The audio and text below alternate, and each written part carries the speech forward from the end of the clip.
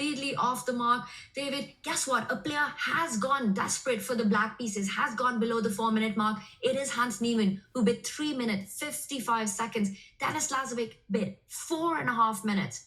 Denis Lazavik will start with the white pieces. He'll start with 5 minutes on the clock. He will have to win. Hans Niemann with 3:55 needs only a draw to book his ticket to Vegas.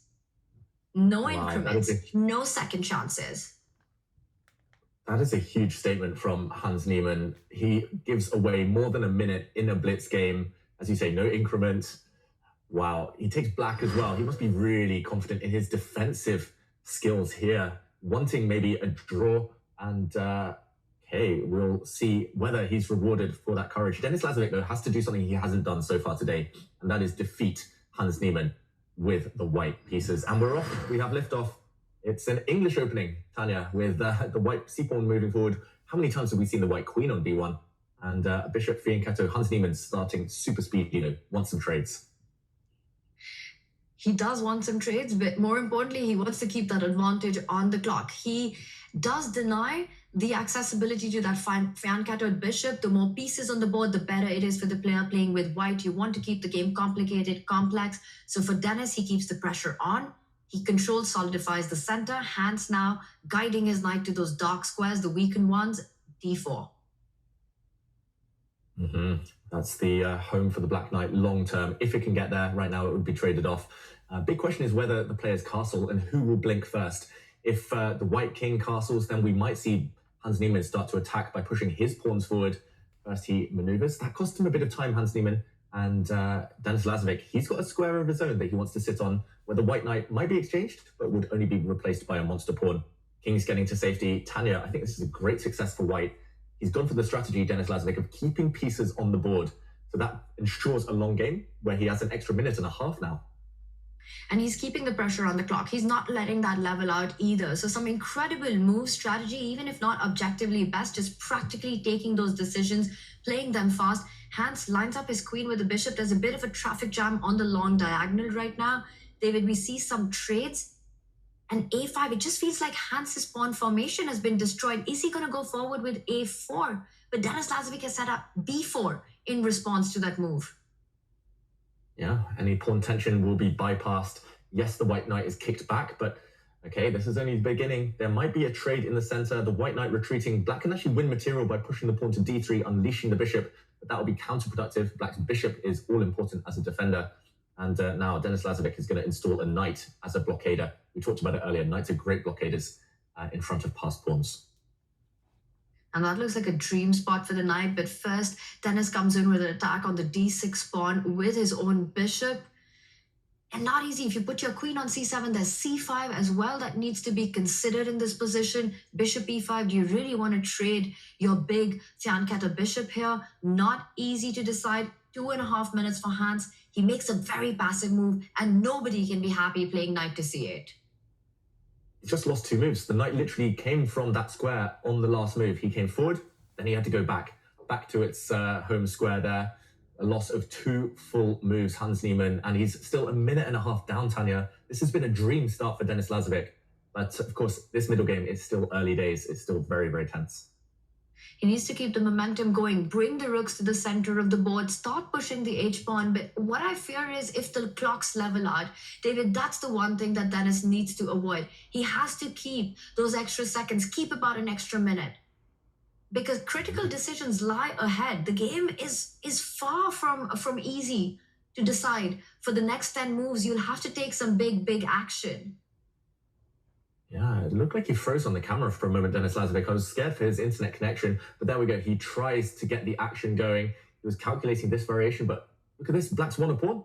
Hans Niemann is a pawn up. He was threatening to fork the white queen and knight. What happened there?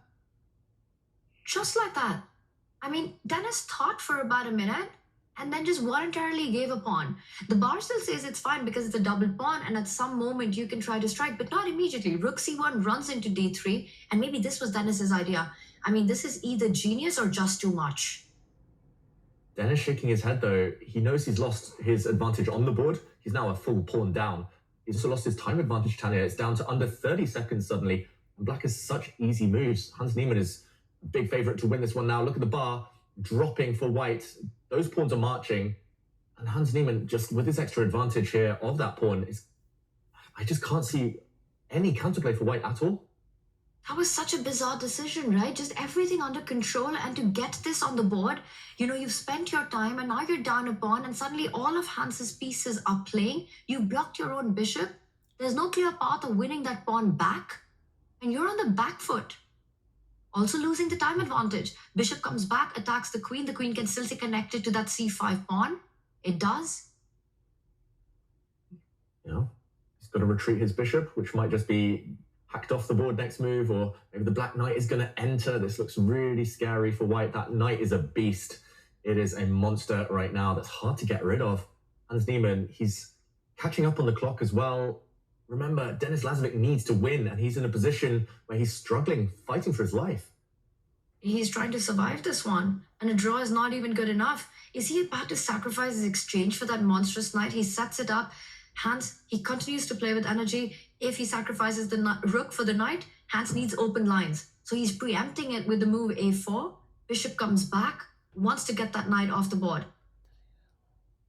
Yeah, that turned around so quickly. It was like Denis just froze for a minute and then blundered and now is suffering. He needs to flag, or he needs something here, Tanya. It looks like he needs a miracle. The black rook has also got full access into white's camp. And you mentioned at that moment, David, that it looked like Denis froze on the camera. And I wonder if he did lose his connection just for a second, comes back, panics, and falls into this position. Yeah, because he gave away a pawn, seemingly without thinking even, just on the next move after he'd come back, or after that long think. And, okay, that's not good news for the white king, which is now feeling really airy. No pawn protection around it.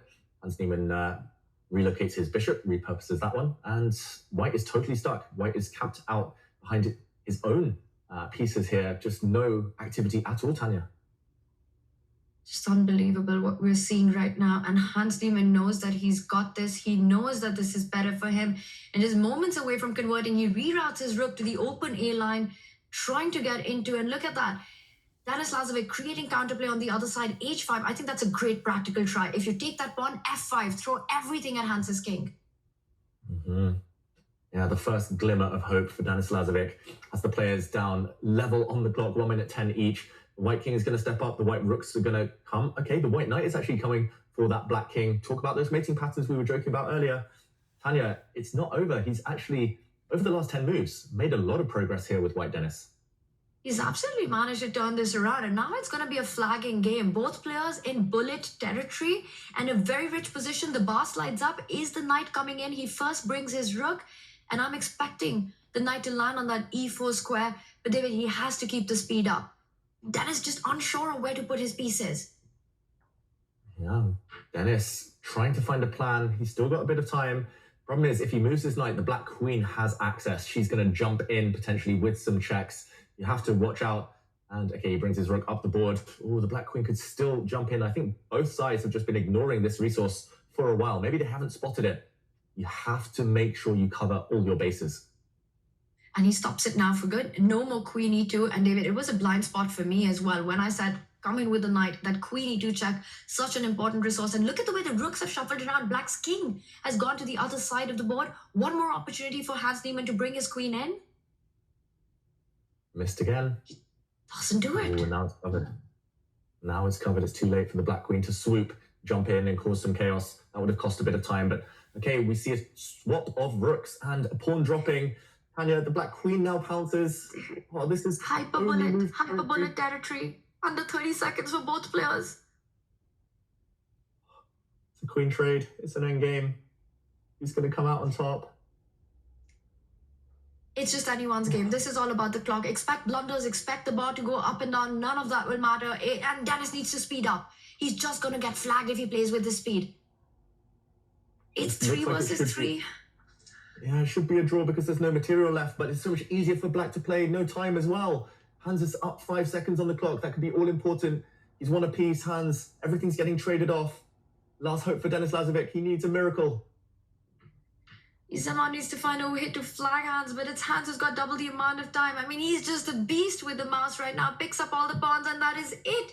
Hans Niemann does it. He survives the chaos. He silences the noise. Hans Niemann will be in Las Vegas. For Denis Lazavik, you have to feel for him, but what a win in the Armageddon. And he books his ticket for the Vegas Freestyle Grand Slam.